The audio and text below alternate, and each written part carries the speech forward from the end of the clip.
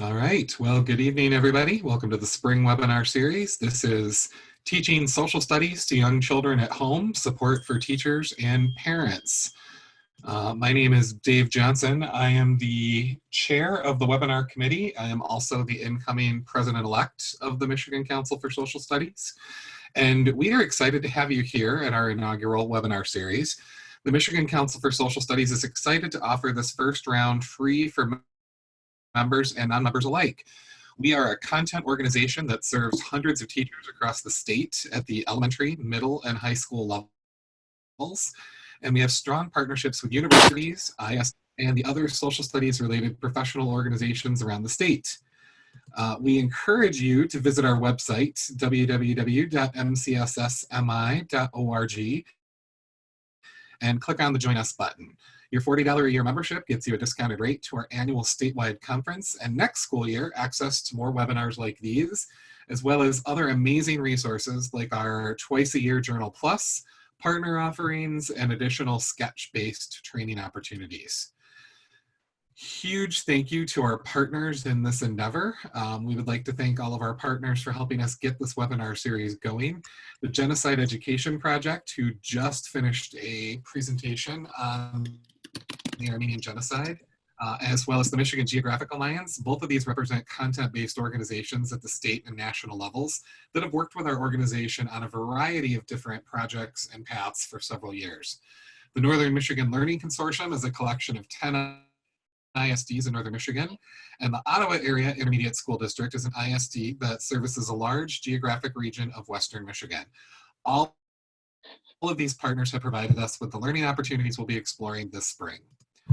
Few ground rules before we begin. If you have not already done so, please take a moment to mute your microphone while our speakers are talking. Even if you aren't saying anything on your end, paper shuffling on a desk, opening and closing of drawers and doors can affect the sound for everyone else. If you have a question for the presenters, please throw them into the chat box. If there's time in line during a presentation, we'll ask them. Otherwise, we'll save them for Q&A toward the end of the presentation. In just a moment, I'll be introducing our presenter, but for those of you who are not aware, this is one of many offerings being offered free for members and non-members alike this spring. All of these videos will be archived and available for access both at the MCSS website and the state collaborative website, misocialstudies.org. This presentation is called Teaching Social Studies to Young Children at Home, Support for Teachers and Parents, and it's presented by Dr. Annie McMahon Whitlock. So Annie, Dr. Whitlock is an associate professor of elementary education at University of Michigan Flint. In addition to teaching courses in elementary social studies methods and integrated curriculum, she is the coordinator of the elementary education program and secondary social studies programs. Her research is centered on teaching elementary social studies through civic engagement, place-based inquiry, and curriculum integration. Her scholarship has been published in Social Studies in the Young Learner, Journal of Social Studies Research, and the Social Studies, among others. Annie currently serves on the National Council for Social Studies and the Michigan Council for Social Studies Board of Directors. And with that, I'm going to mute my microphone, stop sharing my screen, and turn it over to the real star of the evening, Dr. Annie McMahon Whitlock. Thanks for the intro, Dave. I feel like you're setting me up to be, for this to be like amazing here. And I'm hoping that we're just all doing the best we can. It's a pandemic. And that's kind of the theme of my presentation, teaching social studies to young children at home. Hopefully this will get you some ideas if you're an elementary teacher or if you're a parent of young children or both, the ways that you can get that social studies instruction in. So when I share my screen, I can't see you all. So I'm trusting that if I cut out or anything, or if Dave needs to flag me down, he can do that. But as Dave already introduced, I'm Annie. I'm an associate professor of elementary education at U of M Flint. But more important than any of those titles, I am Maggie and Mackenzie's mom. That's Maggie, my 5-year-old on the left, and Mackenzie, my 2-year-old on the right. We're both big Star Wars fans, all of us really. Well, they're forced to. And that's why you've got my background there. But it's really important that I bring up that I'm also a parent of young children, because in this pandemic, I've been, like many people, working my full-time job as an educator while also trying to homeschool or come up with some semblance of routine for my children. And that's really where this webinar was inspired by. If you're fitting those dual roles, that you can, hopefully some of my ideas that I'm talking about today will help you. And if you're a PK3 teacher and you're looking for things to give to your families that they can do at home without a whole lot of prep, then as a parent, I know that would be incredibly helpful. There's a couple ways to get a hold of me. I'll bring this up at the end of the presentation, but I'm on Twitter at Annie Whitlock and Instagram at Flintstagram18. Hey, Annie, I'm going to break in really quickly. I had not stopped sharing my screen when I think you hit the share button. So you are I haven't shared your screen yet? Uh-oh, Nope. Okay, hold on. Thank you. Thank you for jumping in. Let me do that. Well, yeah, you can't miss the beautiful pictures of my children here. Well, you're going to see a lot of them because that's part of this presentation. There we go. You are good. We can see it. Thank you. All right, there we go. I need to hit a button. So there we go. So there's Maggie and Mackenzie, my daughters. You're going to see them a lot in this presentation, as well as my nieces and nephews. I've enlisted a lot of young children to help sort of illustrate the concepts that we're going to talk about tonight. So I want to start by just giving a little background as to what is social studies. If you're a social studies educator already or an elementary teacher already, you might know this. If you're not, this might be new information to you, but it does give a little bit of context as to what I'm going to talk about tonight and how I'm going to organize this webinar. Basically, social studies is really an integrated discipline. It's made up of a lot of different smaller disciplines: history, geography, civics, government, economics, but also things like sociology, psychology, anthropology, law, religion.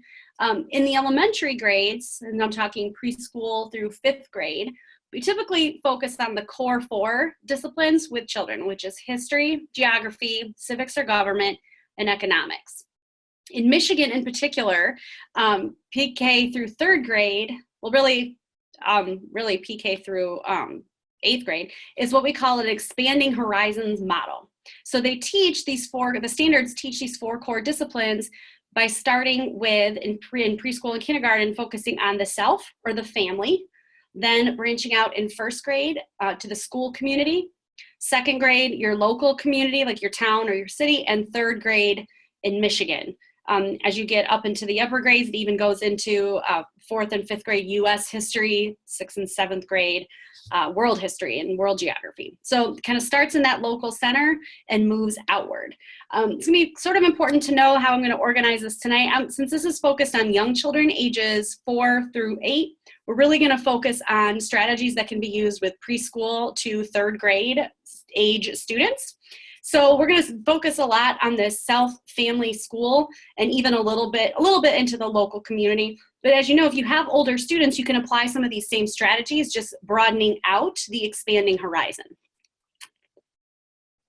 We're also going to talk about big questions a little bit. So really good social studies instruction in every grade is focused on these big questions, which are sometimes called compelling questions. You might see that a lot in the social studies standards.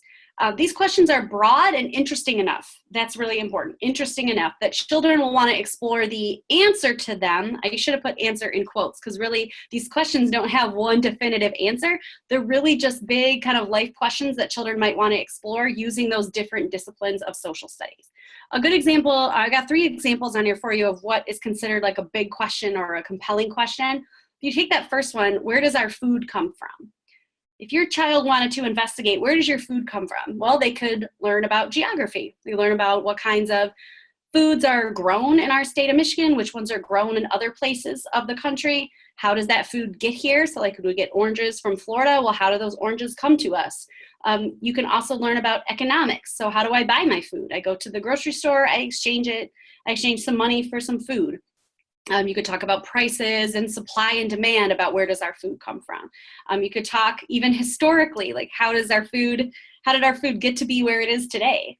How do we have chocolate candies the way we have them? That's a broad enough question where your child could investigate that from a lot of different angles as well.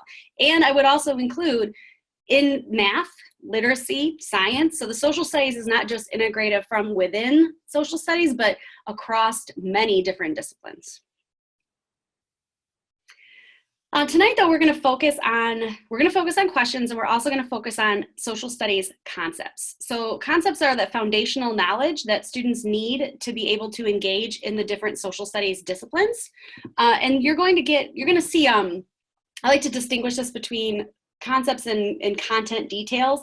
I want to say that during the pandemic, since we're really teaching in an emergency right now, and we don't have a lot of time, and we're taking on multiple roles as parents and educators and other full-time jobs, focusing on concepts is really, really fine right now. If you focus on those foundational pieces, your students will be able to get the finer details of content from their teachers when they come back, or if they're interested in it. So, for example, we're going to focus on history. We're going to focus on a foundational concept of chronological order. So let's just focus on that, making sure our students are really understand that foundational piece, rather than trying to get in the weeds about like Pontiac's Rebellion or the French and Indian War, because you might not feel super comfortable with those details if you're not used to teaching social studies. So don't get into the weeds right now unless you do feel comfortable or your child is really interested, and then you could learn it together. So what you should focus on are these big foundational concepts. Ask questions and encourage creativity and encourage curiosity. Don't be afraid to tell your child, I don't know the answer to that. Let's go find out. Let's go find out together. So don't feel like you have to know everything there is to know about every piece of social studies. You guys can be learners together, parents and children, teachers and children as well. So the plan for tonight, how I've organized this webinar is I'm going to go through each of the 4 social studies disciplines: history, geography, economics, and civics. With each one, I'm going to focus on one foundational concept. There are many within those disciplines. We're just going to do one per discipline. And I'll give some examples of big, broad questions that you could also ask as parents and teachers. And then I'm going to go through one example of an activity that you could do to teach that particular concept. Oh, and I will also say, going back, Robert, with that activity, I'm going to give you options to extend it. So I'm going to go kind of I design these activities for right in the middle of that age range, age 4 through age 8, but your child might be ready to do more. So I'm going to give you some opportunities and things that you can do to extend the activities if your child is ready for it, your students are ready for it. So we're going to start with history. And with each of these activities, I'm going to tell you that it can all be done with things you probably just have laying around the house. So there's no need to print things, there's no need to buy other materials, or even really get on the internet. Just basic things that you'll have around the house. So for history, you'll just need some baby pictures. I'm sure many of you have baby pictures of your child laying around the house. So let's start with that. The concept that you're going to teach using these baby pictures is chronology, chronological order. This basic level of sequencing is really important for young children because they can learn that sometimes things happen and then another thing happens and another thing happens. And that'll help them with trying to understand the progression of US history or Michigan history later on. It's also a really good math skill, teaching sequencing. It's also, so it's a double whammy here. So chronology is the foundational concept. And you can ask your children this: how have we changed over time? And that we can be lots of things. Think about that expanding horizons model, right? So the how have we changed over time could be how have you changed over time when you were a baby to now? Or how have we as a family changed over time? Or how have we as a town changed over time? Like if you think about Flint, Michigan, like what did Flint look like a long time ago? How has Flint changed over time? So that we can be whatever you want. With young children, like I said, I recommend starting with the self. So that's what we're going to do. So one activity that you can do to teach history with your children at home is a baby picture timeline. So as a parent or teachers, you can tell parents to do this. Pick some old photos of your child from their life and try to have them put the photos in order. This is my niece Penny up in the upper right. So try to have them put them in order. So, and you can use words with them like this was a very long time ago, this was a long time ago, and this is now. This is what you look like now. Don't worry about saying past, present, and future yet, unless you, like you said, you feel like your child is ready for those terms. You could introduce them, but no pressure. Even just using it like that, a very long time ago, a long time ago, or now will be helpful enough for your child. You could ask some follow-up questions like, what do you think our family was like back then when you were just a baby? You could talk about, who lived in your house then. Were there siblings yet? Were there not siblings yet? So, and then you can also start to introduce this concept of the future. So once you have baby pictures for them to put in order, you could ask like, well, what are you going to do in the future? Maybe your child has a big birthday coming up, or they're getting ready to start kindergarten, like my daughter, hopefully. What will you do? What is something we're going to add to the end of this? What is something mommy's going to take pictures of in the future? And so you can start to introduce that concept of what's coming up next. This is my daughter, Maggie, and we did this activity together. I recommend choosing some baby pictures that are going to be pretty obvious for a 5-year-old to kind of put in order, right? So don't get all infant pictures and expect them to put together like, this is you at 2 months and 6 months and 8 months. That's a little bit too close together. But organizing it around developmental milestones is really good. So for example, this first picture is my daughter when she was about a month old. She was first learning to smile, and the one in the middle is her first learning to walk, and then learning to write. So those are some milestones in her life that she was easily able to see, oh yeah, okay, I'm getting older in this picture. So the one on the far left, that was a very long time ago. Now to a 5-year-old, 5 years is a very long time ago. It's their whole lifetime ago. So that, yeah, very long time ago, you were just a baby. A long time ago, you were learning to walk, and now you can write. And then we could talk about what we would do in the future, where we're going to put that in the future. I recommend starting with 3 pictures for someone about my daughter's age, about 5 years old. But again, if you think your child is ready, you can up it to 4 or 5 and see if they're able to sequence it and put it in order. So here's some more extensions if your child is ready to do that. Like I mentioned, you can add more pictures. You could also, if you think they're ready, add dates and or years to the pictures, and even captions. So if they're able to write, you can have them copy and write like what's going on in each picture, like even the words like smile, walk, write. You can have them do that. You can have them space them along a line in actual intervals of time, like each year. Maybe have it get a little closer if both things happened within a year. So that's a possibility if you think they're ready for that. You can also up the challenge by having your child put any family photo in order, maybe not necessarily of them. So that's the expanding horizons piece, right? So you can take, instead of just photos of them, let's look at the family. For my daughter, there would be a time when there was only 3 of us in the family, and then her younger sister came. So then how would we put that in order? So any other major family milestones, a new house, a big family reunion, and try to see if they can tell when those happened. If you have them, you can also have your child look at photos or artifacts of their grandparents or their ancestors. These are my grandparents in the upper right. This could be especially good for 2nd, 3rd, even 4th grade students. Take a look at these photos and ask, what do you think life was like for grandma back then? You think grandma and grandpa are watching TV right now? What if they were stuck in a house during a pandemic? What would they have to do? I'm really curious about this. I need to know. And then ask, well, who could we ask? Like, who could we ask to find out if your grandparents, they have living grandparents or great grandparents still, they could call and ask them and interview them possibly to see if there's any questions that they would want. I'm sure their grandparents would love that. FaceTime and ask them questions. And these are all things that you might be doing anyway, right? Going through old photos when you have this time at home, talking to family members. So just with a little bit of intention and a focus on, when did this happen? When did this happen? All of a sudden now you're teaching foundational historical concepts. Any questions so far before I move on to geography?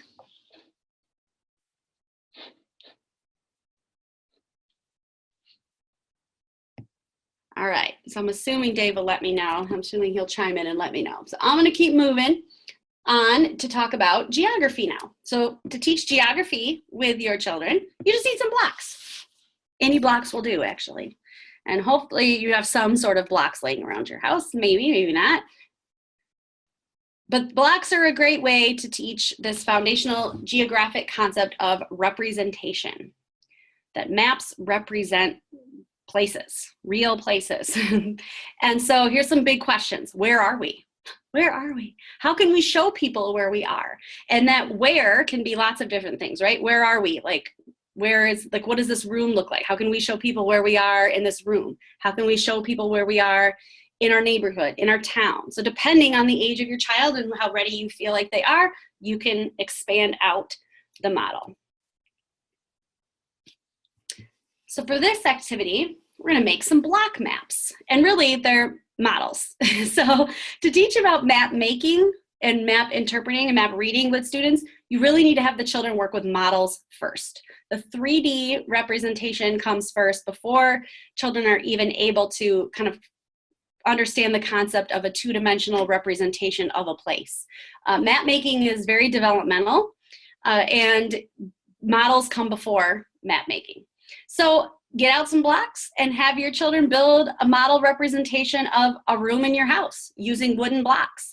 If you're in the living room, grab some blocks and say, how can we shrink our living room down to make our living room with these blocks?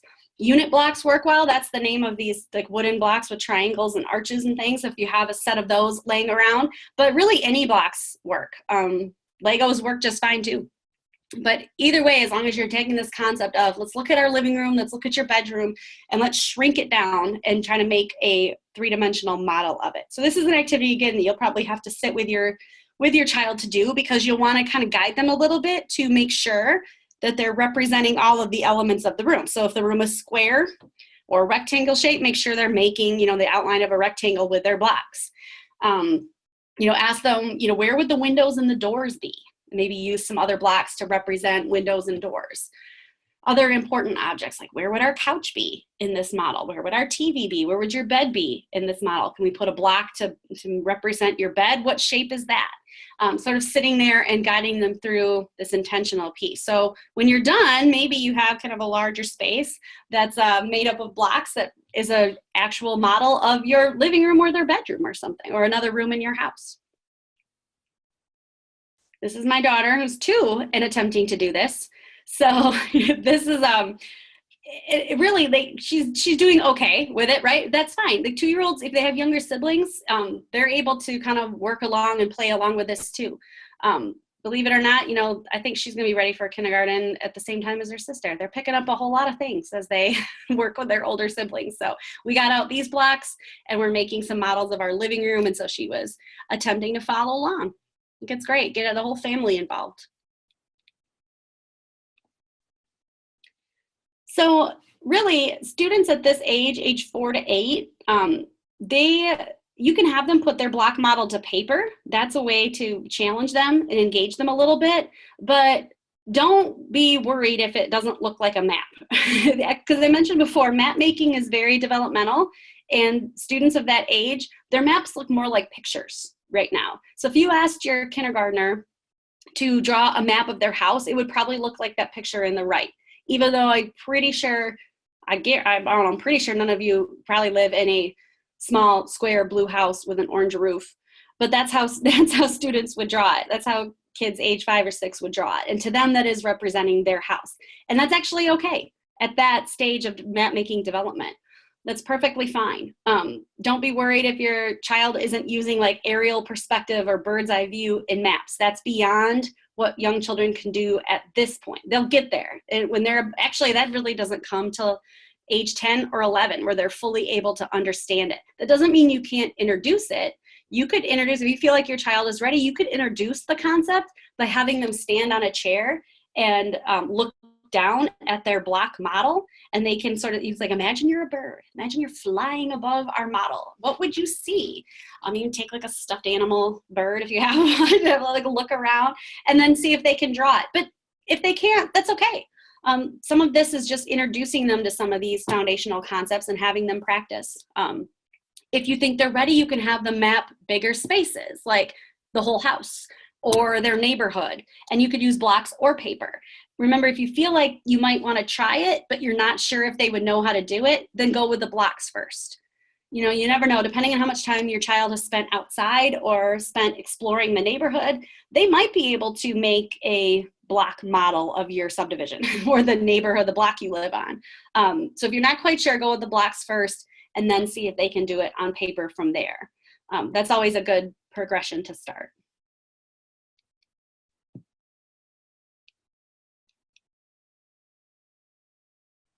So questions on the geography piece? I'm going to leave lots of times for questions at the end for sure.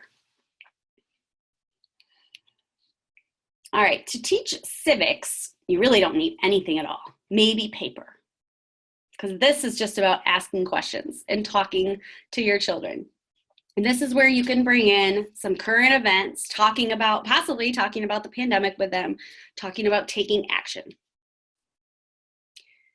The civics concept we're going to talk about is common good. So the common good, this phrase common good, is actually a core democratic value.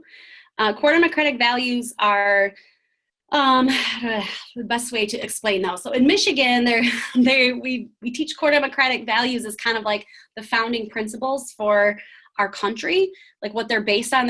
These phrases and terms are often pulled from some of our founding documents. But a civics concept is the common good, and how do we structure a society and a government that works for people, that helps people, that is good for a large number of people, right? And so the big question you can ask is, how can we help each other? What does responsibility look like? Because those are foundational concepts to thinking about working for the common good. Not necessarily just for yourself, but what's good for society. So a good way to do that would be to start doing some graphing. Graphing is a great social studies and math integration activity, because in order to take action in social studies or to talk about a problem or to really sometimes to understand an issue, you have to collect some data about it. And you need to then collect your data and look at it and be able to make sense of it to figure out what a problem might be. If you're thinking that sounds really complex for kindergartners to do, it sounds that way when I say it, but actually you can make this developmentally appropriate for young children. And so here's one example. Start by making a list of responsibilities that have to be done at your house. Things like cleaning, feeding pets, doing laundry. Make a list of all the things that have to be done for the common good of your household, so that everybody can live in a safe, healthy, clean environment. Then note who in the household has these different responsibilities.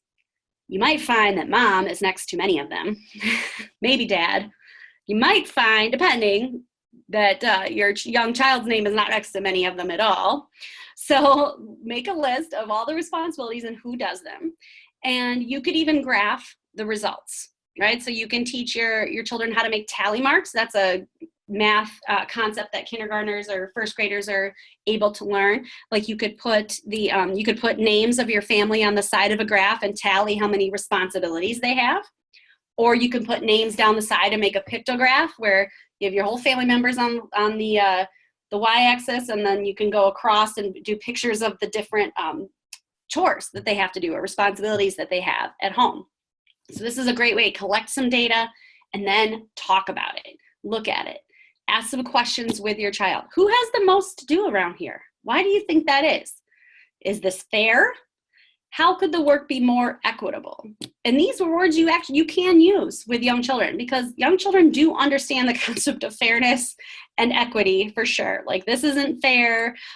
She has more than me. I hear that an awful lot around the dinner table, especially. So they understand these concepts. And so this can lead into a really good conversation about whose responsibility is it to keep our home safe and healthy and clean. I think it's everybody's responsibility. Are there ways we can make our home responsibilities fairer?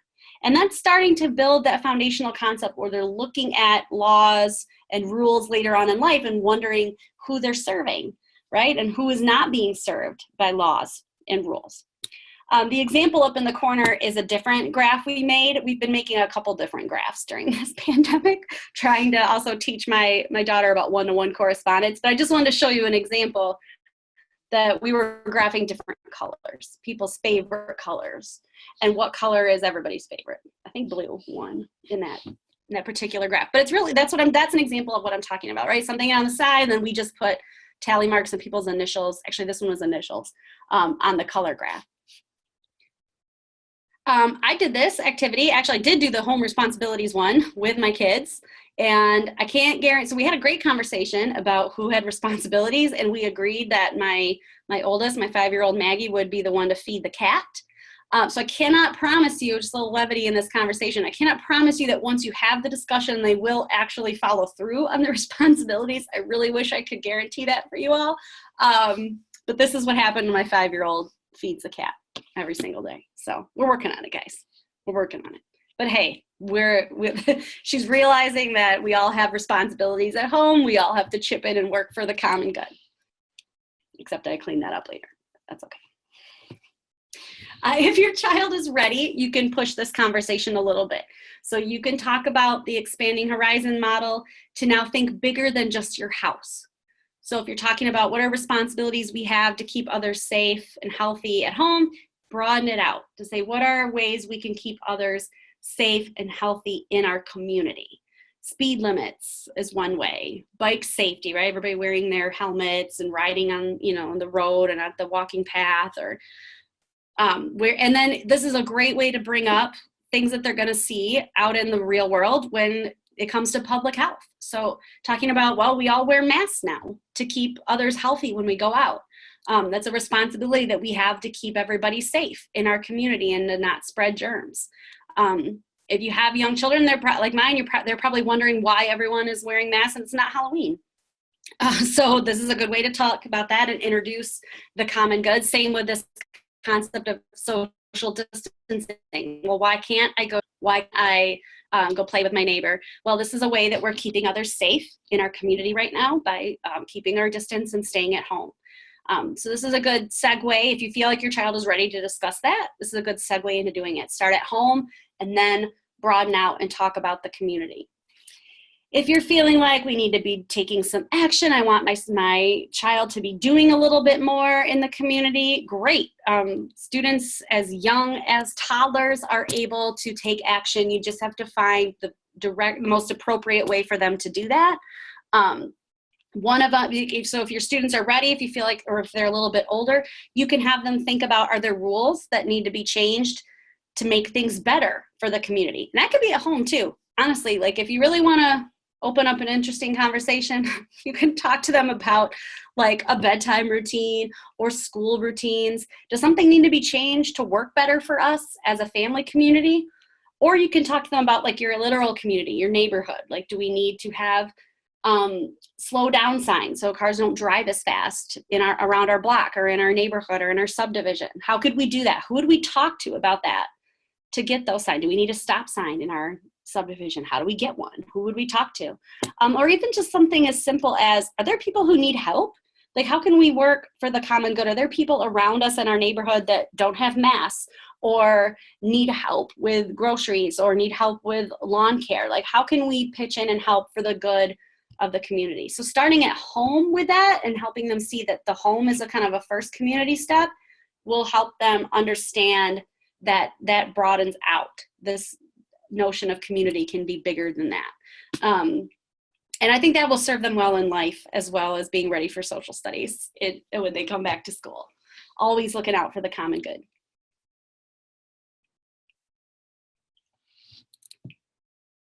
All right, and if there's no other questions on that, I want to talk about kind of the last discipline we're going to discuss. And I'm going to share a lot of resources too, so we'll have a couple more things to talk about. But the last one is economics. And for this, all you're going to need are some dramatic play toys. Be ready. And actually, really, to do dramatic play, you don't even need toys, honestly. But anything to encourage playing pretend. And it's interesting, like this activity for economics is going to seem the easiest. And as I was making this, I was like, oh man, this is like the easiest thing to think of activities to do for economics at home. And I think it's probably because next to civics, economics is the discipline that your child sees the most in real life application. And actually what your child might choose to play or play pretend with the most. So this next kind of set of activities is just a lot of playing pretend with your kids and asking or talking about some really key concepts to kind of turn some of that dramatic play into a little bit of economics learning. But I'm going to give a little disclaimer to that. So when I'm going to tell you some of these things to talk about with your child and how to sort of introduce some economic concepts, you're not going to want to do that every time they play pretend. Because for once, then you're actually, maybe you're steering their dramatic play in a way they don't want. And two, sometimes they need some time to just play without you there, unstructured play. But every now and then you can pop in, introduce some of these little concepts and then pop back out and let them play. So the first concept we're going to talk about is needs and wants. This is a foundational economic concept that's often taught in kindergarten and first grade. I'm also going to introduce a couple others in extension activity. But it's basically about trying to teach your child that there are things that we need, like food, shelter, water, and there's things that we want that'd be kind of nice to have, a bike, a toy. But either way, we need to make choices, because that's what economics is all about, making choices to be able to get things that we need and things that we want. And then sometimes we're incentivized to get certain things we need and certain things we want. And maybe we make businesses, and there are businesses that provide us with the things we need and the things that we want. But this is really a foundational piece to economics. So the big question you could ask your child is, well, how do we get the things that we need? How do we get food? How do we get water? How do we get those things? So one way to do that is to, like I said, horn in on their dramatic play every now and then and play grocery store with your child. This is my daughter actually playing restaurant. This is her new thing. So she has a little flip notebook and a pencil, and she takes my order. They're really into playing restaurant right now. Maybe because they can't go to any, and they're really feeling the hurt. But the next time your child's playing grocery store or restaurant or bakery or any sort of economic type service, because kids, I know my daughters like to play this a lot for some reason. I think kids really like to have that dramatic play. Just join them.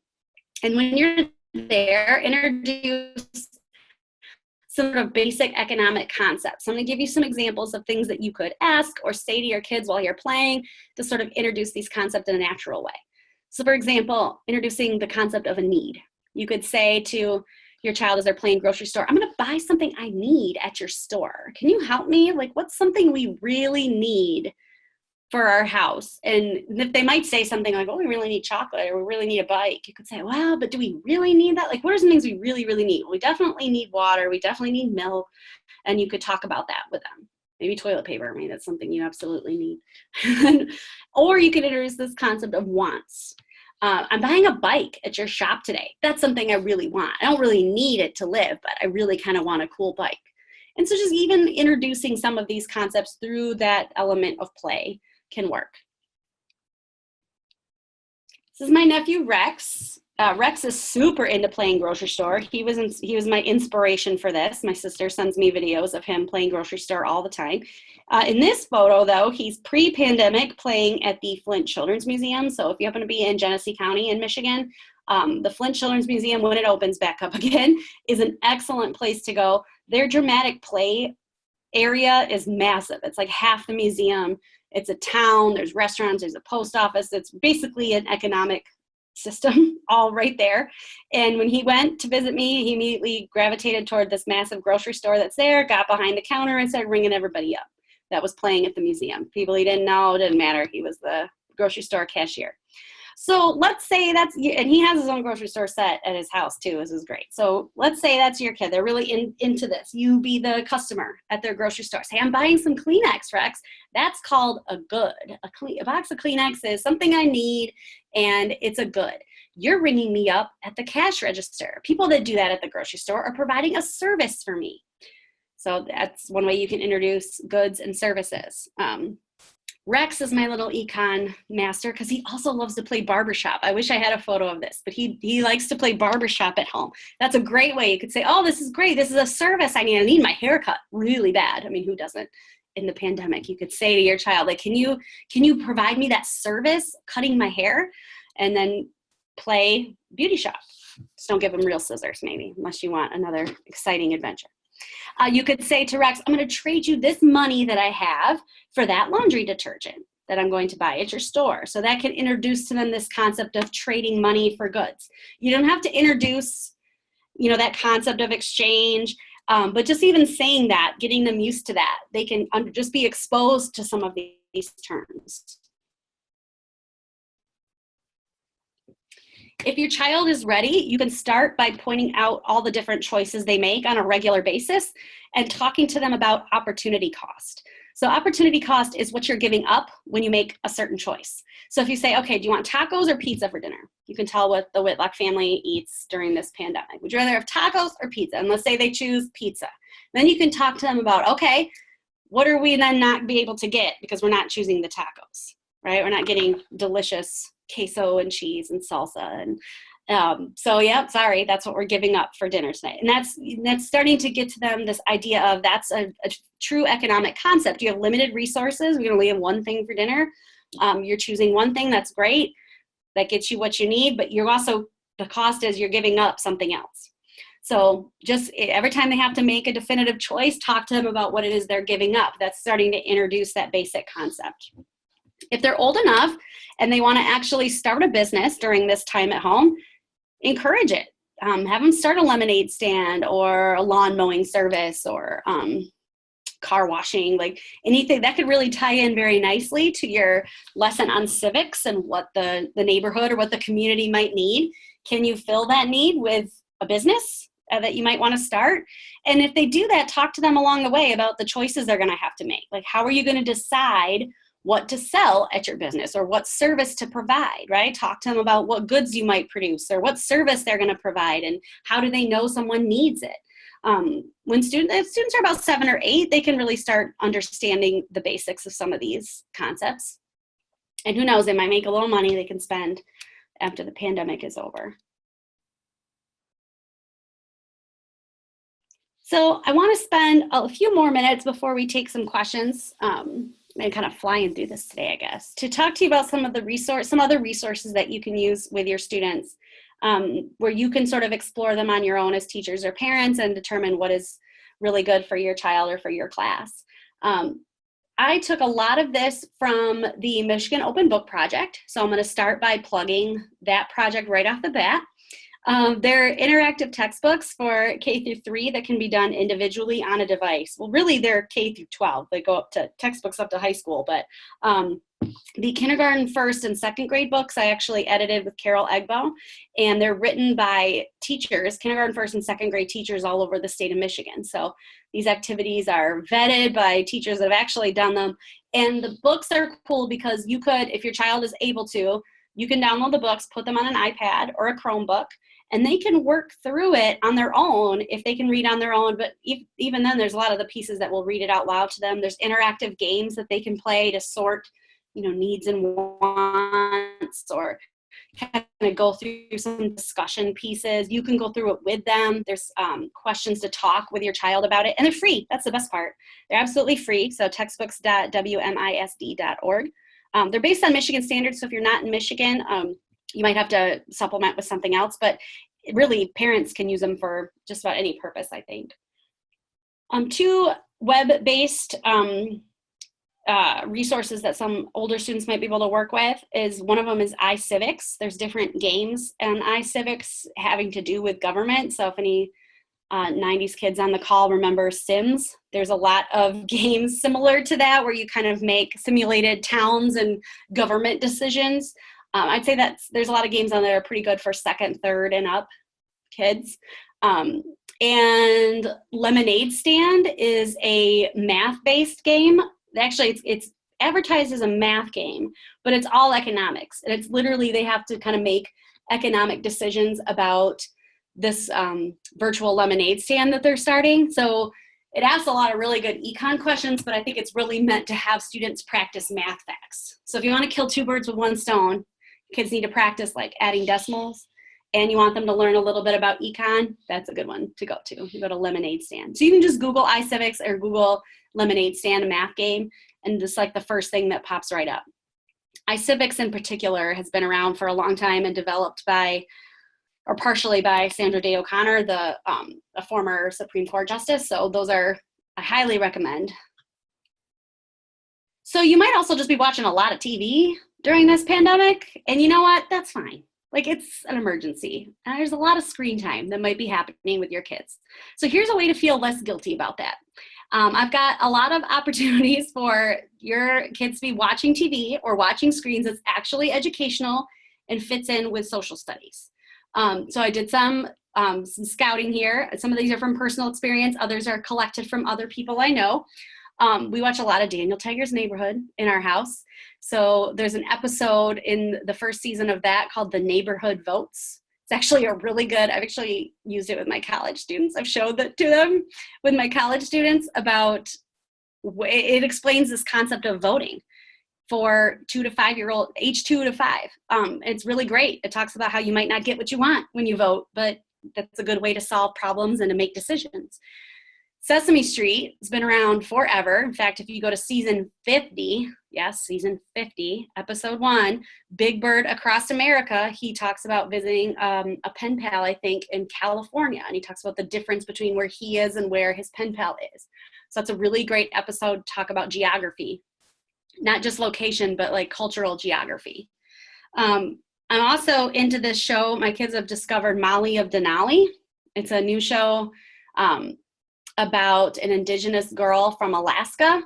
There's a lot of really cool, really neat cultural indigenous Alaska things in there. It's really authentic. And it's meant to actually teach informational text, which is another bonus of Molly of Denali. But one of the episodes I happened to catch is called Grandpa's Drum. And it's about exactly what I talked about in the history activity. Molly's grandfather, I believe, was kind of talking about his ancestry and some of his traditional like indigenous instruments and things like that. And it was really cool. And my daughters were like fascinated by this episode. So that's another great one to talk about history. All those are on PBS. I think Sesame Street, you might have to access HBO to find certain episodes, but if you go download the PBS Kids app and enter wherever you happen to be locally, you should be able to access a wide variety of PBS shows like Molly of Denali, Daniel Tiger's Neighborhood, and Sesame Street.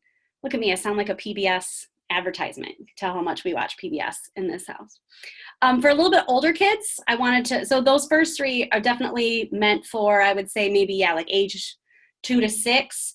But your kids might be a little bit older or ready for something a little bit older. So offered a couple other suggestions. On Hulu and YouTube is a series called Liberty Kids.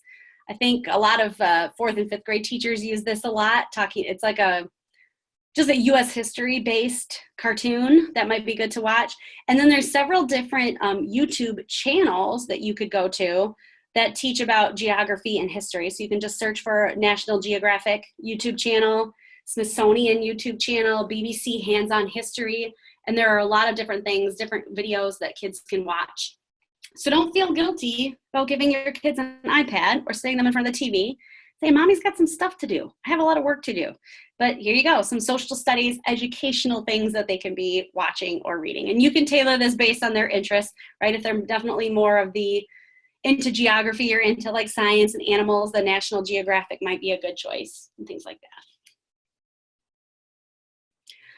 So I'm glad, I wanted to leave some time to answer questions, but not just answer questions, but to get some collective wisdom from the people in the audience. What questions do you have? What have you done with your young children or your preschool through 3rd grade classes that you think would be really easy for other parents and teachers to replicate at home? So this would be a good sharing time too, right? These are just things that I have tried with my kids.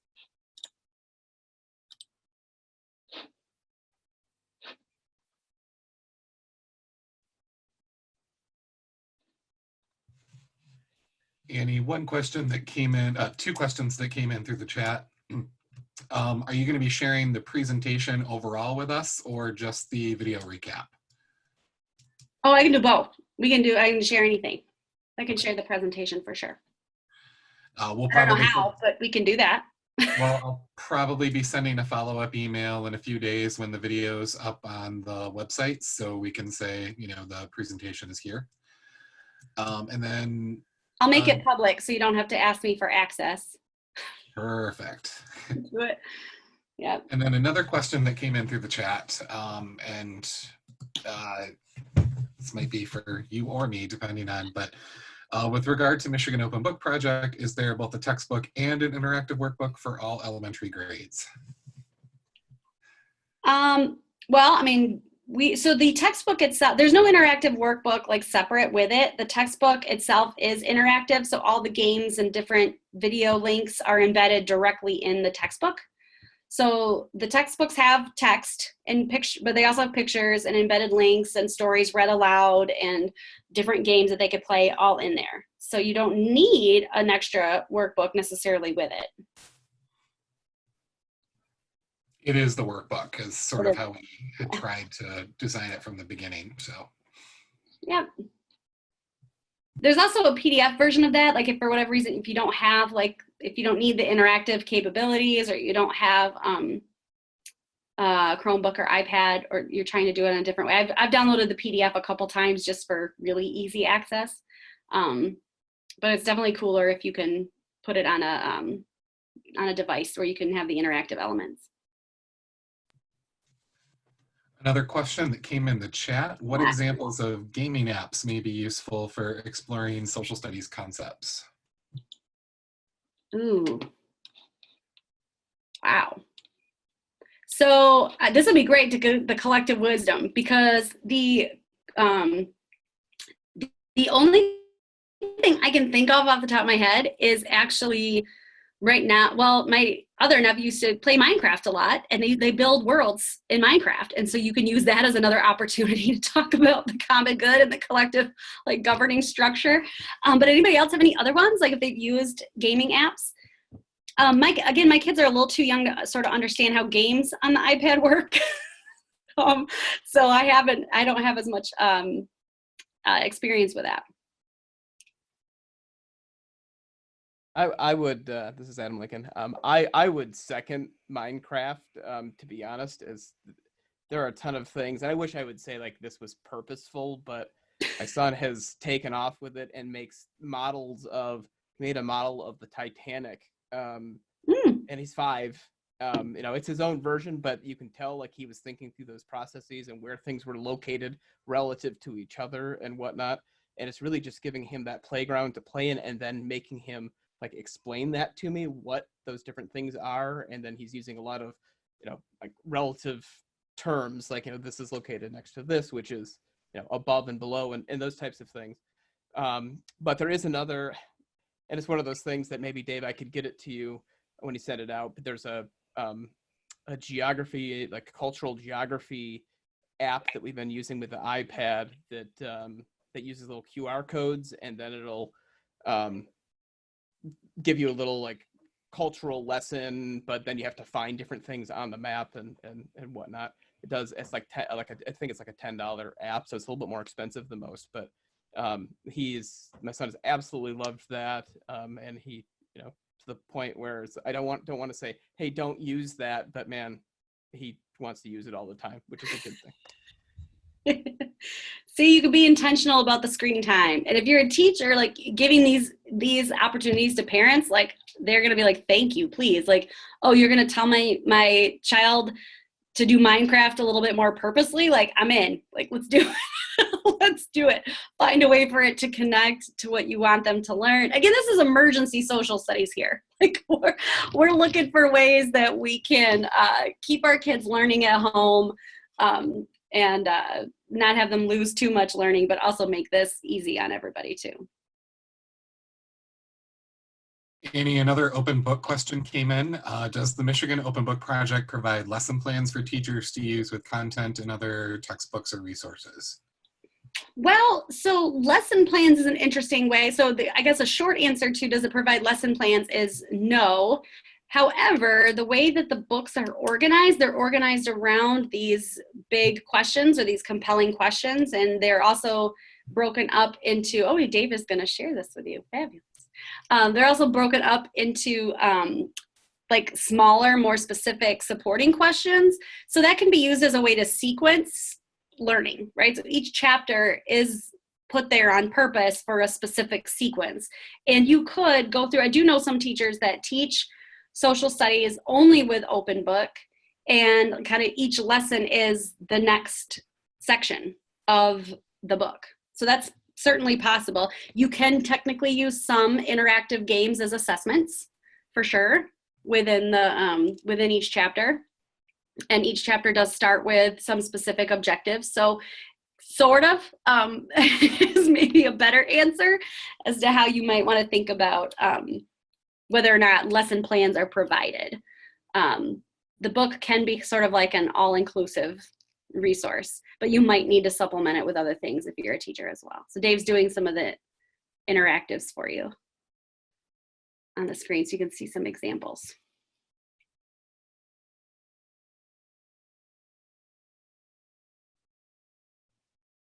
So I see Scott in the chat had mentioned gardening projects.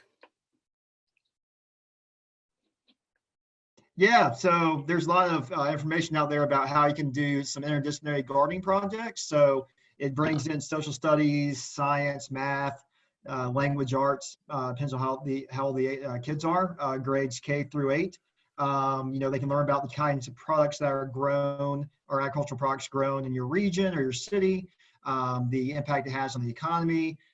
They can learn about the best things to grow in your environment, come up with some we're actually making our stepdaughter do that now. So she's coming up with 2 vegetables and 2 kinds of flowers.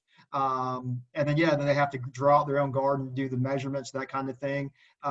She's researching natural, because we're going all natural. So natural fertilizers, natural pesticides, all of that. So again, and then I have a colleague doing the same thing with his, I think she's 5 or 6. And his 8-year-old. So we have a 14-year-old doing it. We have a 5-year-old and an 8-year-old doing it. So a lot of stuff out there on the web if you're interested in that kind of thing. That's cool. We might have to grow our own food here pretty soon. This could be a real practical thing to put Good your practice. kids. You never know. Scott also wrote a fabulous article with a couple other friends of mine about early childhood social studies, where they were examining or just talking about getting in an airplane and picking like a place they'd want to travel to. It's gonna be really good dreaming. Like someday we'll get to travel. And they could also teach them about geography and like looking at Google Earth with your kids. I was trying to do that the other day. It might be for a little bit older than 5 maybe, but my daughter didn't seem to have a lot of interest in it. But trying to find different places on Google Earth, like zooming in on it, seeing what it really looks like, that could be really kind of neat. Anybody else have anything good to share or any other questions? Just piggybacking on the, this is Adam Lincoln again, by the way. Just piggybacking on the Google Earth is, and really this just happened the last 2 days, just sitting down just with Google Maps. So you don't have to have just anything you can do it with, but like he wants to drive across the Mackinac Bridge. And so actually being able to drop your guy and do that, but being the social studies nerd that I am, talking about direction and that kind of stuff with them, and trying to find, using like the satellite map. Okay, well, why is that all green and why is that blue? And so we had some of those conversations, and really it would just take an iPad, a phone, a computer, a Chromebook. It doesn't really matter. You could sit with your kids and do that a little bit. Again, I'd like to say I was intentional about it, but he was the one that was interested in the maps and doing it. But it's all right, Adam. Sometimes your kids will tell you what they want to do, and then you roll with it. That's okay too. No worries. So, well, thanks. So I want to, let me share my screen here one more time, real quick, so we can sort of wrap up here. I want to share my contact information. Anybody can email me for what they would need. I'll find a way. I'll make this presentation public before I walk off here, and so that Dave can email it out to you all and share it, so you can have access to the links or the different activities. I'm on Twitter. I'm on Instagram. I want to give a thanks to some people that helped me with this presentation quite a bit. First of all, MCSS for hosting webinars. I think this is really great. A lot of this information was made collaboratively with a colleague of mine, Dr. Aviva Dorfman at U of M Flint. We developed a course together called Integrated Curriculum for Young Children, where a lot of these ideas came from. So I need to give a shout out to her. I wish I could say I thought of all of these things all on my own, but it never is a solo endeavor. I also want to give a shout out to a Facebook group called Critical Elementary Social Studies Teaching. If you're not a part of it, you might want to consider it. We have not just professors, but classroom teachers from all over that are a part of this group. We share a lot of resources for teaching social studies with a more social justice lens. So I put a shout out for people that wanted to give me more links of TV shows that I wasn't aware of, or any good YouTube channels. And these were a bunch of people from that group that stepped up and said, hey, what about this? What about this? Also, of course, the Michigan Open Book kindergarten, first grade authors, where I also pulled a lot of these big questions from, and Carol Edbo, my co-editor there. And I also got to give a shout out to my sister and my niece and nephew, Penny and Rex, for allowing me permission to share their beautiful faces with all of you tonight and to do some different activities and share it with you all. So yeah, if there are no other questions, I think that's all that I have. Dave, do you need anything? Well, I just want to thank you, Annie. Thank the, oops, one sec. I'm doing my, this was going to be seamless and now it's not, but I wanted to, It's okay. there we go. I wanted to thank you, Annie, for the time you put in preparing this and sharing your knowledge and expertise with us. And I wanted to thank all of the attendees for their time and attention this evening. If you want to keep the conversation going, this presentation will be up on the MCSS website as well as the misocialstudies.org website shortly. And you can keep the learning today going by tweeting at MCSS info or visiting our Facebook page. And our president, Adam, wanted me to put a quick plug in too. If you'd like to join our board, if you'd like to join these fine people listed here as members of our board of directors, information on elections will be taking place shortly, and you can visit mcssmi.org/elections to find out what district you're a part of and the roles and responsibilities of being a board member. But once again, huge thanks to Annie Whitlock and all of you. I wish you a fantastic week ahead.